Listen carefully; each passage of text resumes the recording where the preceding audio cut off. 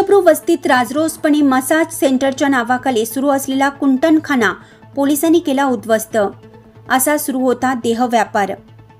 आडगाव नाका भागात उच्चभ्रू वस्तीत राजरोसपणे मसाज सेंटरच्या नावाखाली सुरू असलेला कुंटणखाना पोलिसांनी उद्ध्वस्त केला। या कारवाईत 2 मुलींची सुटका करण्यात आली असून या प्रकरणी आडगाव पोलीस ठाण्यात एका महिलेसह तरुणाविरोधात पिट्टा अंतर्गत गुन्हा दाखल करण्यात आला आहे। गेल्या 8 महिन्यापासून या ठिकाणी देह व्यापाराचा धंदा सुरू होता। या कारवाईबाबत मिळालेली अधिक माहिती अशी की शहरात मसाज सेंटरच्या नावाखाली देह व्यापार होत असल्याची माहिती पोलिसांना मिळाली होती। त्यानुसार गुन्हे शाखेच्या अनैतिक मानवी व्यापार प्रतिबंधक कक्ष कामाला लागला होता। पथकाचे हवालदार शेर खान पठाण व गणेश वाघ यांना मिळालेल्या माहितीच्या आधारे ही कारवाई केली।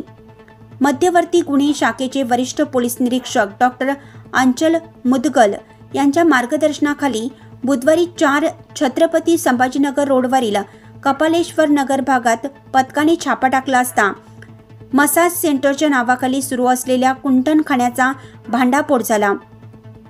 निर्माण नक्षत्र या बिल्डिंगमध्ये सुरू असलेल्या मसाज सेंटरमध्ये बनावट ग्राहक पाठवून पोलिसांनी खात्री केली असता या ठिकाणी 2 मुलींच्या माध्यमातून देहविक्री सुरू होती।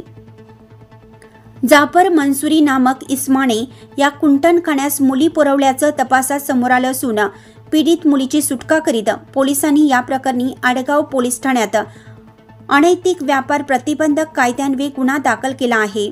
ही कारवाई सहाय्यक पोलीस निरीक्षक विश्वास चव्हाणके, पोलीस उपनिरीक्षक पंडित आहिरे, महिला पोलीस उपनिरीक्षक वैशाली भाबड, सहाय्यक पोलीस उपनिरीक्षक नामदेव सोनवणे, पोलीस हवालदार शेरखान पठाण, पोलीस हवालदार गणेश वाघ, पोलीस हवालदार समीर चंद्र मोरे, पोलीस अंमलदार प्रजित ठाकूर, महिला पोलीस नाईक मनीषा जाधव, महिला पोलीस शिपाई वैशाली घरटे, लता सुडसाळवे, स्नेहल सोनवणे, चालक सहाय्यक पोलीस उपनिरीक्षक विजय रायते आदींच्या पथकाने केली आहे।